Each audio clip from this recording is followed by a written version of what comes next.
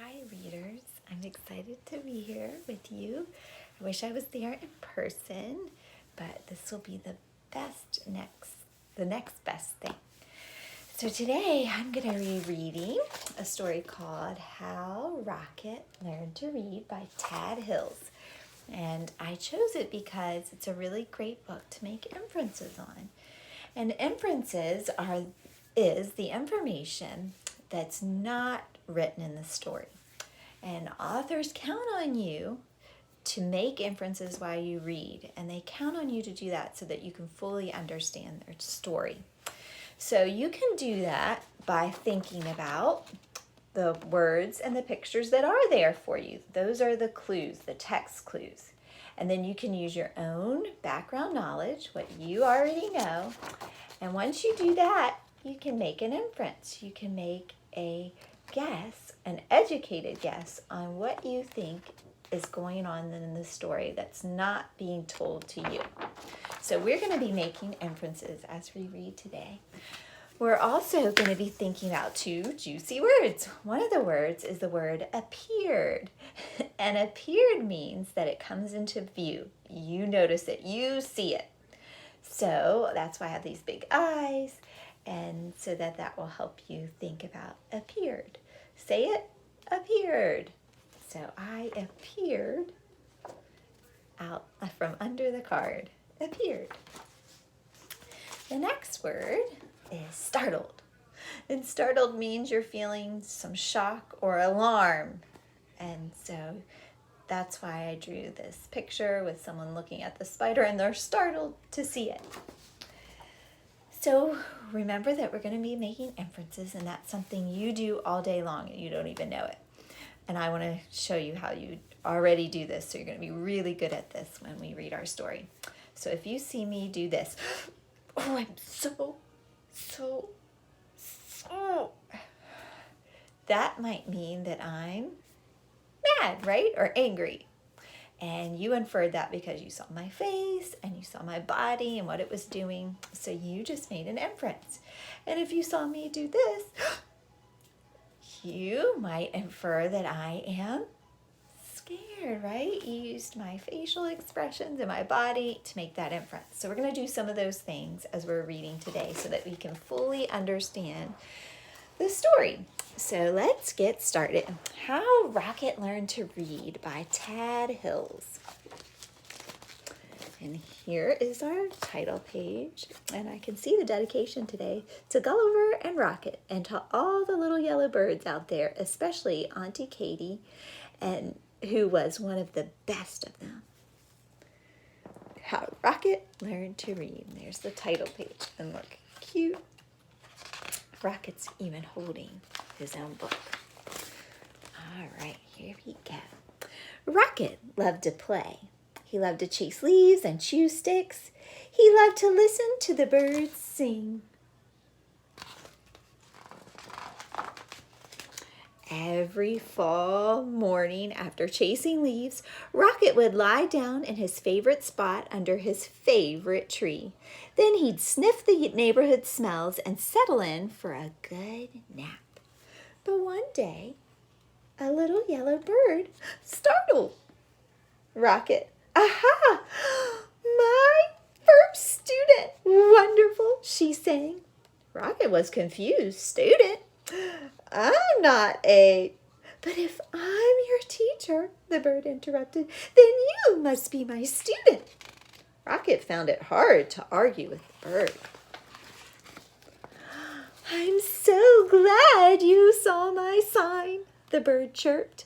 Oh, yes, I can see it, Rocket said, but I don't know how to read. Can't read? Fantastic, she waved a wing. Welcome to my classroom. But I just came here to take a nap, Rocket said. No, there'll be no napping at class, declared the bird, except, of course, during napping. So I'm making an inference that Rocket has no interest in this school. He just wants to take his nap and mind his own business. And I know that because he said he wanted to take a nap, and he's confused, and He just doesn't seem interested, right? All right, so let's keep reading. You make some inferences too. Well then, I'll take a nap. Oh, well then, I'll take a nap over here, said Rocket. I've had a very busy morning. Not to worry, I'll be around every day, chirped the bird, until the weather turns. Class starts today. As Rocket breathed in the crisp air, the little yellow bird hung her banner.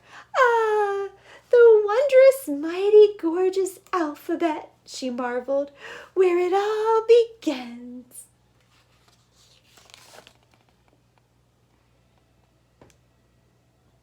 Rocket's hiding back there. Opening up a book, the bird began to read. She sang out the story of an unlucky dog named Buster who lost his favorite bone. A cool breeze carried the lively voice across the yard. At first, Rocket was disturbed. I bet you can make an inference here. But before long, he found himself captivated. To Rocket, the story was as delicious as the earthy smells of fall. It was as exciting as chasing leaves. He closed his eyes and listened to every word. Did you make an inference? I did. I inferred that he liked the story. It said he was captivated. That means he wants to keep. It's got his attention. And he thought it was exciting. So I think he likes it. As Buster dug and dug under the lilac bush, the little bird read, he felt something familiar. Rocket waited. Was it a bone? He wondered. Silence. Was it a bone? He called to the little bird. More silence. Was it a bone? Rocket hollered. Suddenly, he was rushing to the tree. Well, was it? But the little yellow bird was gone. Can you infer how he's feeling right now? Do you think he's a little frustrated? He wants to know what happened next. Where is she? The next morning, Rocket arrived early. At last, the little yellow bird appeared. Hello, how wonderful to see you in the class, she chirped. I can tell by your waggy tail you are well rested. I'd like to hear the end of the story, please, said Rocket. That seems like a fine way to start the day, chirped the bird. She gave Rocket a name tag and began to read.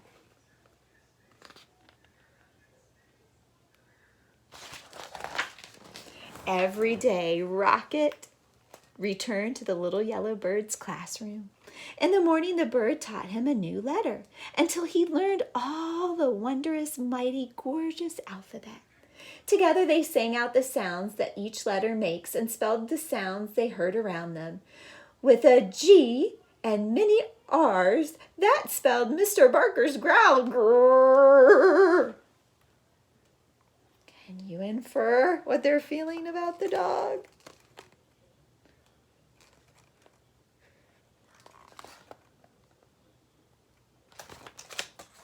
What did you infer? I think that's a pretty good inference. They spelled the sound of the wind, which was growing colder by the day. Whoosh. Soon they were spelling words like F-A-L-L, fall, for the gusty time of year, N-R-E-D, red, for the color of the leaves. And each afternoon, the bird read a story. They read stories about dogs and birds. She read about leaves changing colors and about birds flying south for winter.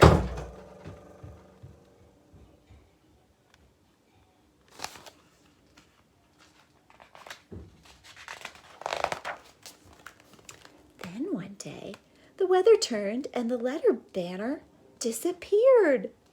See you again in a glorious spring, the bird sang, and as she flew into the wintry sky, she called, don't forget, words are built one letter at a time. Can you infer what the dog might be thinking right now? What do you think he might be feeling?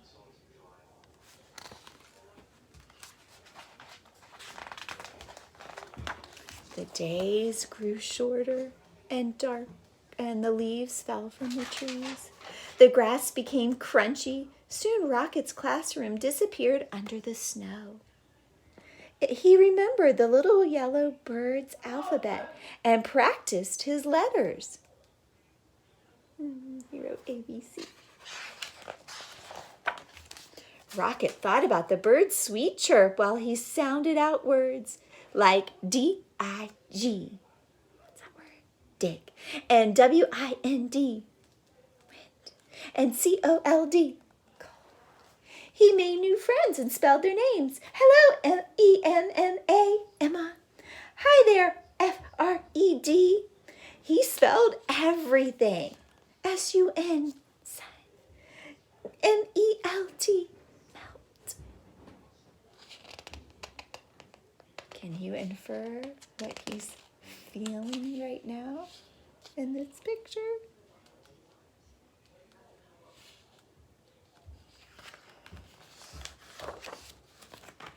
When Rocket spelled M-U-D, he knew that spring, as it always does, had returned. The breeze blew warmer and the grass grew greener and a sign appeared. Class starts tomorrow.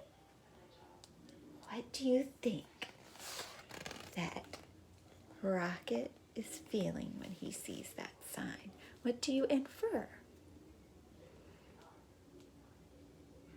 Do you think he's excited? Would you be excited? You used your background knowledge and your feelings and experiences. And what do we know about the dog? What clues did we get? He was practicing reading. He looked sort of down doing it sometimes. Looked like he missed her. And he was practicing and doing all the things that she would do if she was there. Early the next morning, Rocket rushed to the classroom. As he waited, he spelled W-A-G, wag. Soon the little yellow bird arrived. Aha! My star student, she sang. How wonderful to see you. I can tell by your waggy tail that you're ready for class. What else might that waggity tail be telling us? Can you infer what he might be feeling now? Do you know what dogs do when they wag their tail really fast? They're usually happy, excited. And we know that he was practicing and doing all kinds of things when she was gone. And he noticed the sign. He knew it was spring coming, and he remembered that she'd be coming back at spring. So that's making him feel happy. Then together they began to read. They read stories about birds flying north in the spring. They read about picnics in the warm sun. And they read about Buster, the lucky dog who found his bone under the lilac bush. Look at all those books. I infer Rocket is really is getting to be a really good reader. He's able to read all those books.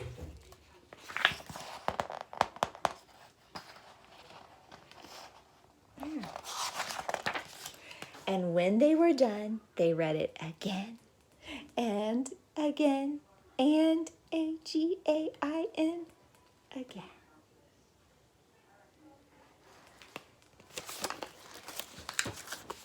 Do you think that Rocket likes to read? How'd you know? Well, you just made an inference. You said that you think he likes to read. Well, you knew that because if you read a book over and over again, you probably like to read, right? Good inference. Remember that good readers think while they read, they make inferences, figure out what's not told in the story so that they can fully understand everything that's going on. I hope you enjoyed the book.